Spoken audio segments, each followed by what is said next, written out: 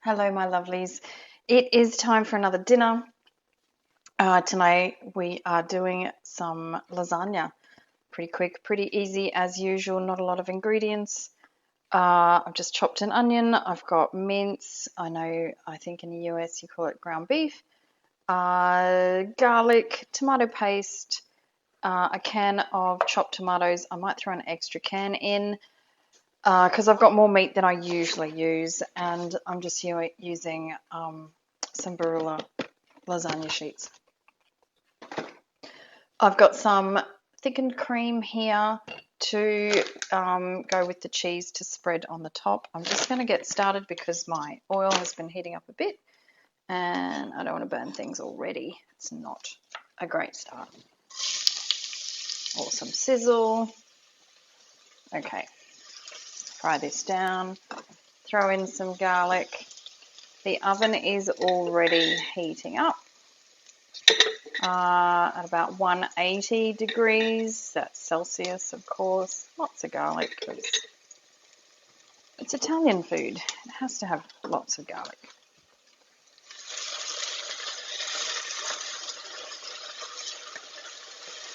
Lovely. Okay, so we just basically get that started. Soften that down. Let it spit at me a little bit because it's what it likes to do. Alrighty. So, as I said, I usually use not quite this much mince, but it got frozen in one big block. So here we are. We're just going to use the whole lot. I'm going to turn that up just a little bit. Keep that sizzling away nicely. Now, this is pretty lean mince. Favorite butcher does a beautiful lean mince. Get that in and start the cooking process. Okay, so something that I always do, especially when cooking bolognese or this sort of thing, is that I don't like to just let it brown and then start adding things to it. I like to do it as it's cooking. I have a thing that it just feels like you need to get the flavors into the meat as it cooks, not once it's already cooked. So, getting that onion and garlic through with the mince, and we're basically going to get straight in there with the tomatoes. Turn that up a little, get a nice sizzle going. So that way the mince is cooking with the tomatoes already through it. So that flavour is already going to start permeating the mince. Also, if your mince is kind of clumpy, it helps to break it down, which is always handy. Okay, so I've got onion, garlic, canned tomatoes in there. So now we're going to start with a little bit of seasoning. This is just beef stock. Make sure you give it some salt because food with no salt is just bland and not much fun. Okay, let's keep this moving. You can already see it's quite, it's all broken up. I'm going to move that over a bit. Tomatoes are already incorporated there. Beautiful. Now some pepper. As I said, I've got more mince here than I normally do, so I might duck over to my pantry and grab an extra can of tomatoes. Because lasagna needs quite a bit of sauce. Like it needs to be quite saucy because you're going to have those raw pasta sheets with the mince, and you need that moisture there to help it cook. Ducking over, grab another can.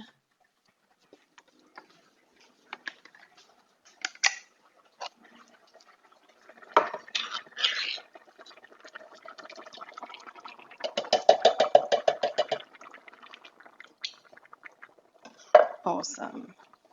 Okay, looking good. Now, just the canned tomatoes is not enough. We're also going to put in some tomato paste. And then to counteract, to balance out all of the acidity in the tomatoes, we're going to put in a little bit of sugar because you need a little bit of sweetness to counteract the acidity. So, start off with the tomato paste. Now, as you can see, the meat is still not fully cooked, and that's fine. It's going to cook down a little bit. It's going to continue to cook, and that is fine. Just trying to get those flavors in there. And what I'm going to do, I've got a little bit of water here. Pour that into the bottom of the tomato paste jar. Get the last bit of that tomato paste. Thinking, I wish I had another jar. I don't think I do have another jar in my pantry, which is really unusual. I normally have a couple of jars on the go. We'll see how that looks anyway. Cross our fingers. Not too bad.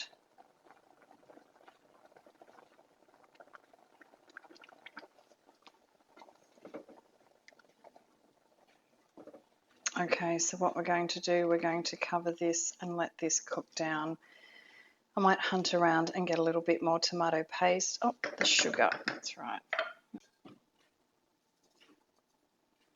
Now, all of this seasoning, sugar, salt, pepper, it's just something that you play with. So tasting, you have to taste your food before you start putting the lasagna together.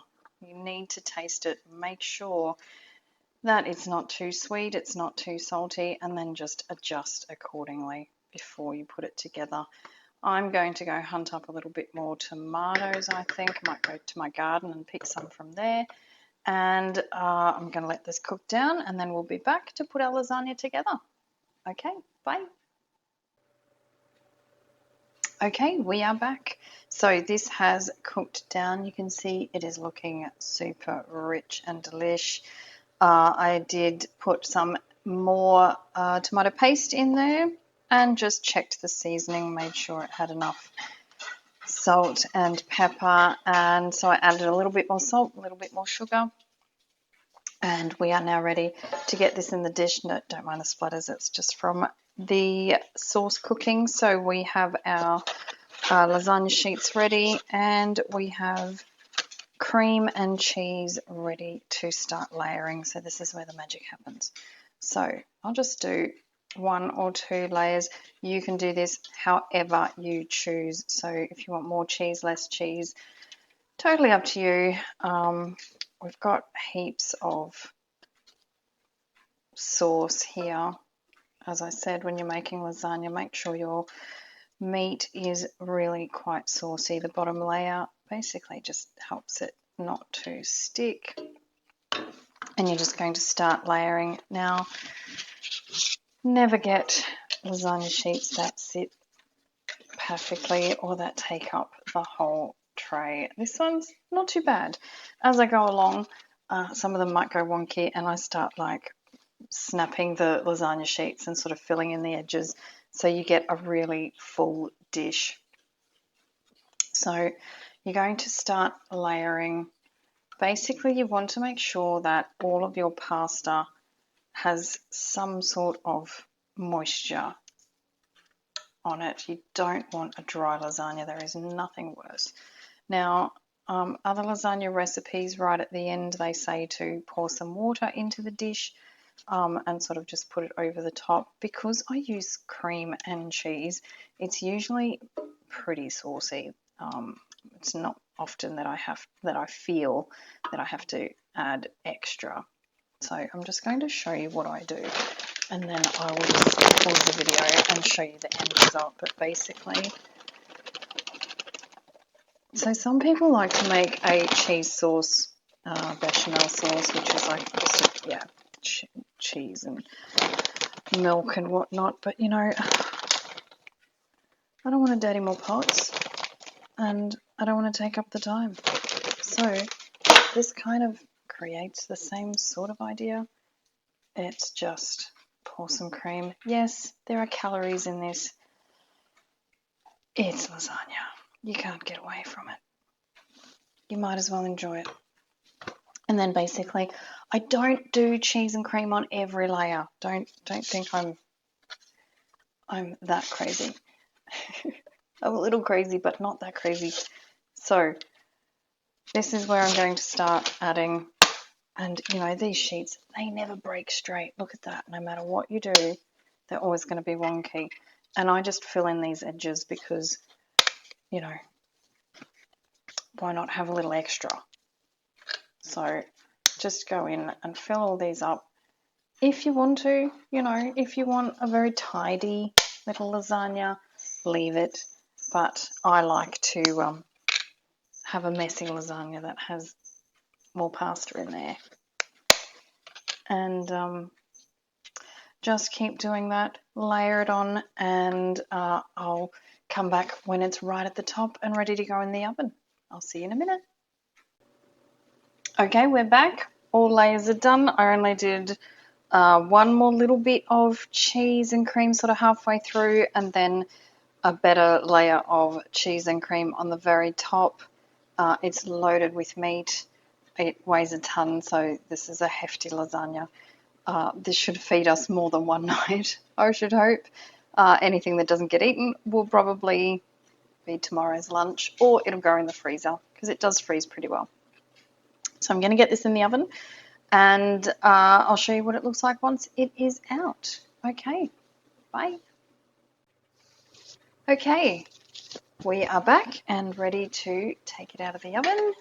Let's see how she looks. Oh my goodness, it weighs a ton. Oh, beautiful. Absolutely gorgeous. Okay, we are about to dish it up, and I'll take some photos and show you how she looks. Okay, bye.